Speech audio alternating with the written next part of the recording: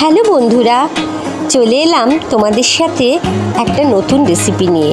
তোমরা সবাই ভালো আছো তো? আমি ভালোই আছি। চলো তাহলে দেখাই কি বানাচ্ছি। আমি এখানে পুডিংয়ের রেসিপি দেখাচ্ছি তোমাদের। দেখো, এখানে আমি একটা ফ্রাইং প্যান নিয়েছি। এখানে আমি 3 চামচ মতো চিনি দিয়েছি।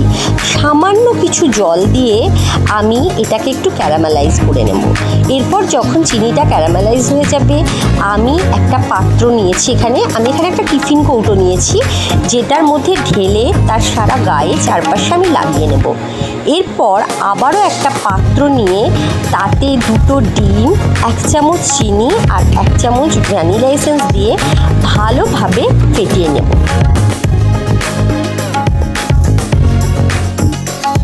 এরপর আমি এখানে 250 গ্রাম মতো ফুল ক্রিম দুধ নিয়ে এই মিশ্রণটার মধ্যে দিয়ে সেটাকেও ভালোভাবে ফেটিয়ে নিয়ে ওই যে ক্যারামেলাইজের পাত্রটা ছিল তার মধ্যে ঢেলে দিতে হবে।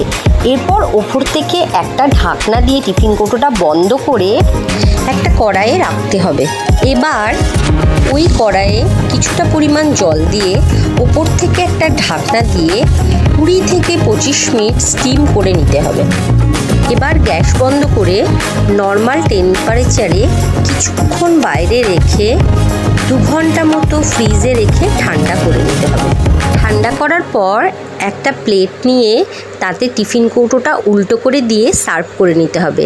দেখো, ফাইনালি পুডিং রেডি। এবার বাড়িতে করে আমাকে কিন্তু কমেন্ট বক্সে জানিও বন্ধুরা।